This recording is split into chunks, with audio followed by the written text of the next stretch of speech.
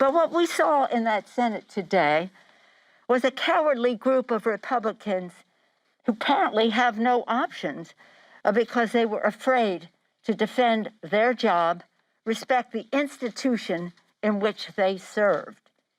Imagine that it would be vandalized in so many bad ways that I won't even go into here, and that they would not respect their institution. That the president of the Senate, Mike Pence, hang Mike Pence, was the chant, and they just dismissed that. Why? Because maybe they can't get another job. What is so important about any one of us? What is so important about the political survival of any one of us that is more important than our Constitution that we take an oath to protect and defend? But why I came over was because I listened to Mitch McConnell. Mitch McConnell, who, when this distinguished group of House managers were gathered on January 15th to deliver the articles of impeachment, we're told it could not be received because Mitch McConnell had shut down the Senate and was going to keep it shut down until the inauguration. So for him to get up there and make this indictment against the president and then say, but I can't vote for it because it's after the fact that he established that it could not be delivered before the inauguration. Now, when you think about January 6th, between January 6th and January 20th, you're only talking about just under 2 weeks, a day under 2 weeks. So the big lie, stop the steal, the big lie that you talked about, stop the steal, was the momentum for getting these people there on the 6th. They honestly believe, for whatever reason, maybe too much social media, whatever. Watch Social Media, that movie. So why they were thinking that that was true, that the election was not legitimate, whatever the reason the president told them. So, okay, so that's the 6th. The week later, we impeach in the House. Thank you to those of you who participated right away. Jamie Raskin, Ted Lieu, and David Cicilline. Where's David Cicilline? They had it all written up and ready to go. Bipartisanly passed the House, and then 2 days later, ready with the case to take to the Senate. Oh, we can't receive it. Not a question, and then by the law, you're supposed to receive it and the next day start the trial. So for Mitch McConnell, who created the situation where it could not have been heard before the 20th, or even begun before the 20th in the Senate, to say all the things he said, oh my gosh, about Donald Trump and how horrible he was and is, and then say, but the time that the House chose to bring it over. No, we didn't choose. You chose not to receive it. So I think that's really important. And again, it doesn't matter. As Jamie and others have told us, you can have the case after the person is out of office. So it's an elementary discussion. The Senate rules in that way and honoring a precedent on this. So it didn't matter, except it was not the reason that he voted the way he did. It was the excuse that he used. Do you think now that the Justice Department or State Attorney General should pursue the legal route? He even hedged on that. Remember when he talked about incitement? He said he didn't think this rose to level. And so he was hedging all over the place. I don't know whether it was for donors or what, but whatever it was a very disingenuous speech. And I say that regretfully because I always want to be able to work with the leadership of the other party. I think our country needs a strong Republican Party. It's very important. and for him to try to have it every which way. But we will be going forward to make sure that this never happens again in terms of to investigate and evaluate what caused this, and both in terms of the motivation, but also in terms of the security that we have to have as we go forward, recognizing how inflaming even some of our elected officials can be. But I defer to all these distinguished lawyers about what happens. All right, let's see. So, But Speaker Pelosi, is censure, I'll come to you and then I'll come to you. I'm sorry. is censure an option right now? Yeah, censure is a slap in the face of the Constitution. That lets everybody off the hook. It lets everybody off the hook. Oh, these cowardly senators who couldn't face up to what the president did and what was at stake for our country are now going to have a chance to give a little slap on the wrist. We censure people for using stationery for the wrong purpose. We don't censure people for inciting insurrection that kills people in the Capitol.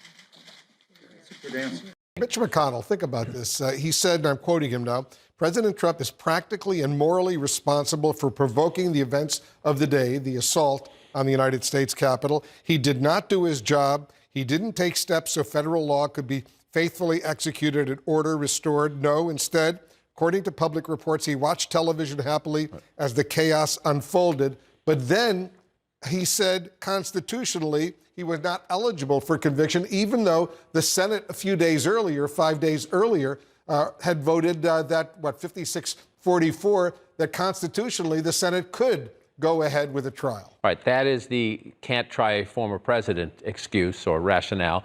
And there are some legal scholars who say that, but the overwhelming majority say no, especially because he was impeached while he was still president. It was not like they were trying to impeach him and convict him as a former president. He was impeached as president. It was the scheduling of the trial. And that's why you saw the indignant Nancy Pelosi show up at the House manager's press conference. She said she did not plan to come until she saw Mitch McConnell say, well, because he's a former president, I considered the trial illegitimate. Remember, Donald Trump was still president. Mitch McConnell was still the Senate Majority Leader when the House voted to impeach, and McConnell made crystal clear, in his view, there was not time to hold a trial, that it would not happen before the Biden inauguration. So Nancy Pelosi is essentially calling, forgive my language, bullshit, that you could have said, send the article over, we will start the trial proceedings while he was still president, and then you wouldn't have this argument that, oh, we can't do this. And she raises a very legitimate point. And I think it's fair to say that if Mitch McConnell had said publicly in the blunt terms that he used today how guilty Trump was of this insurrection, in instigating this insurrection, it would have had an impact on other Republican senators, and that 57 vote could have been 67. You need 60. You needed 10 more. If Mitch McConnell would have been one, you would need 9 more after that. And remember, Mitch McConnell did not support the president's big lie. But he also, for days and days and days and weeks, and our Capitol Hill team can give us the exact number, refused to call Joe Biden the president-elect because he did not want to make Donald Trump mad.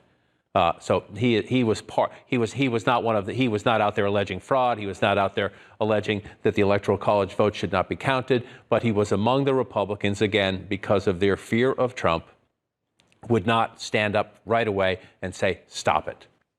This must stop.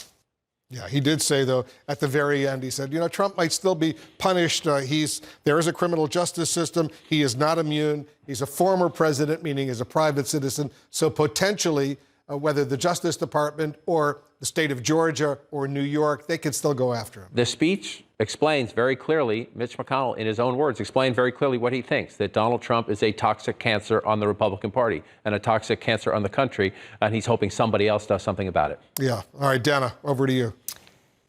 Thanks, Wolf. And I'm still here with my colleagues, Abby Phillip and David Chalian. Can we just also go back to Speaker Pelosi for a second, who kind of just appeared in that press conference and was so incensed, so angry, understandably so, given the fact that she really would have given the impeachment article to the Senate had she not heard pretty clearly, like we all heard, from Mitch McConnell when he was still in charge of the schedule of the Senate, that he wasn't going to bring them back from recess.